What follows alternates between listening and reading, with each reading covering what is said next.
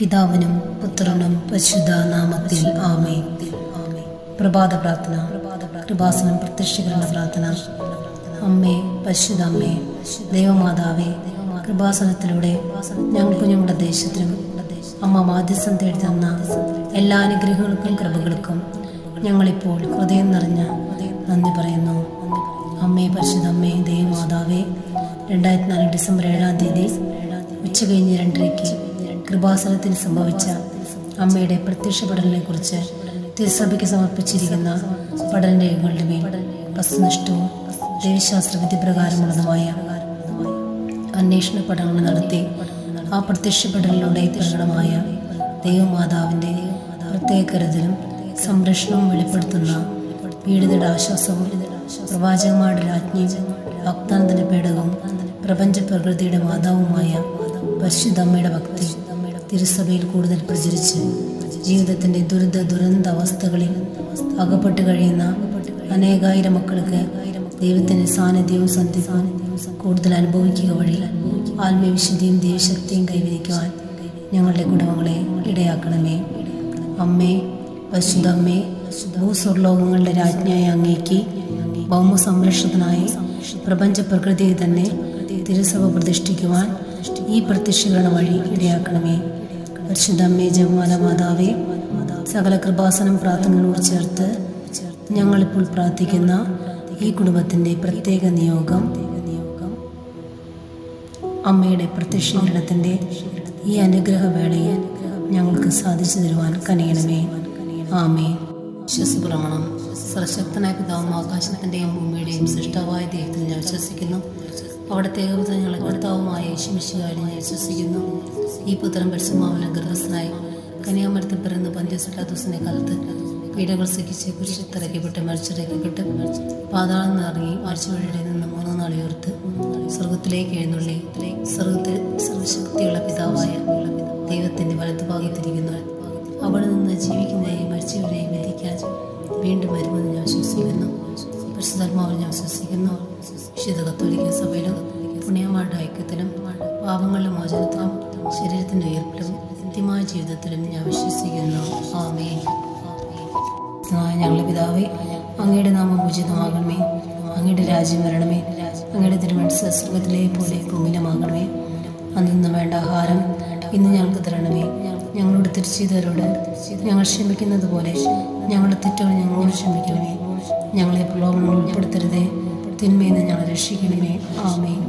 നന്മ നിറഞ്ഞ മറിയമേ, നിനക്ക് സ്വസ്തി. കർത്താവ് അങ്ങയുടെ കൂടെ സ്ത്രീകളിൽ അങ്ങ് അനുഗ്രഹിക്കപ്പെട്ടവളാകുന്നു. അങ്ങയുടെ ഉദരത്തിൻ ഫലമായ ഈശോ അനുഗ്രഹിക്കപ്പെട്ടവനാകുന്നു. പരിശുദ്ധ മറിയമേ, തമ്പുരാനമ്മേ, പാപികളായ ഞങ്ങൾക്ക് വേണ്ടി ഇപ്പോഴും ഞങ്ങളുടെ മരണസമയത്ത് തമ്പുരാനോട് അപേക്ഷിക്കണമേ. ആമേൻ. മാർച്ച് 28 ഇന്നത്തെ വിശുദ്ധനെ കുറിച്ച് നമുക്കറിയാം. വിശുദ്ധ ഗ്രോന്ത്രാൻ രാജാവ്. ഫ്രാൻസിൽ സ്ഥിതി ചെയ്യുന്ന ഓർലിൻസിന്റെയും ബർഗണ്ട്രിയുടെയും രാജാവായിരുന്ന ഗോന്ത്രാൻ ക്ലെയട്രേയർ രാജാവിന്റെ മകനാണ്. വിശുദ്ധ ക്ലാലോട്ടിൽഡ അമ്മൂമ്മയാണ്. ജ്യേഷ്ഠൻ ചാരിബർട്ട് പാരീസ് ഭരിച്ചു. 561 ഗോന്ത്രാൻ രാജ്യഭരണം ഏറ്റെടുത്തത്. ചലോൺസ് ആയിരുന്നു അദ്ദേഹത്തിന്റെ തലസ്ഥാനം. അതിമോഹികളായ സഹോദരന്മാർക്കും ലൊംബാർഡുകൾക്കുമെതിരായി സമരം ചെയ്ത് വിജയം നേടിയപ്പോൾ പുതിയ ഭൂവിഭാഗങ്ങളൊന്നും സ്വന്തമാക്കാതെ പരാജിതർക്ക് സമാധാനമരുളുകയാണ് ചെയ്തത്. പ്രജകളുടെ വന്യ സ്വഭാവം നിമിത്തം രാജാവ് വഴുതി വീണ തെറ്റുകൾക്ക് അദ്ദേഹം അനുതാപ കണ്ണുനീർ ചിന്തിക്കൊണ്ടിരുന്നു. സുവിശേഷ തത്വങ്ങളെ അനുസരിച്ച് ഭരിച്ചാൽ ഐശ്വര്യവും സമാധാനം ഉണ്ടാകുകയില്ലെന്ന് കരുതുന്നവർക്ക് ഗ്രോന്ത്രാൻ രാജാവിന്റെ വാഴ്ച ഒരു വെല്ലുവിളിയാണ്.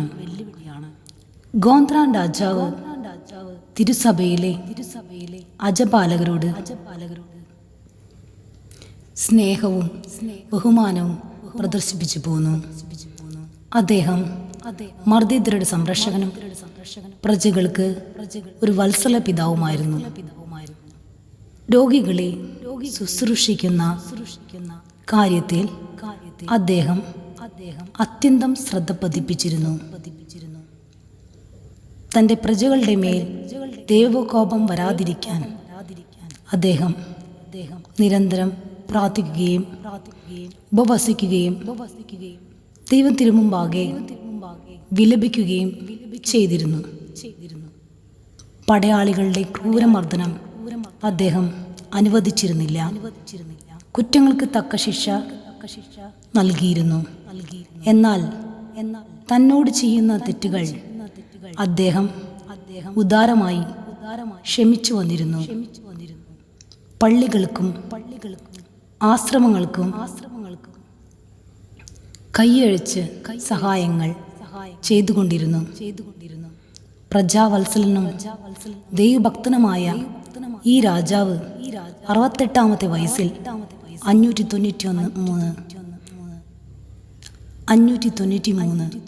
മാർച്ച് 28-ാം തീയതി കർത്താവിൽ നിദ്ര പ്രാപിച്ചു. 32 വർഷത്തോളം രാജ്യം ഭരിച്ച ഗ്രോന്ത്രാൻ തൻ്റെ കാരുണ്യം കൊണ്ടാണ് വിജയം വരിച്ചത്. വിചിന്തനം: കാരുണ്യമുള്ളവർ അനുഗ്രഹീതർ, എന്തെന്നാൽ അവർ കാരുണ്യം കണ്ടെത്തും. മത്തായി 5-ാം അധ്യായം 7-ാം വാക്യം.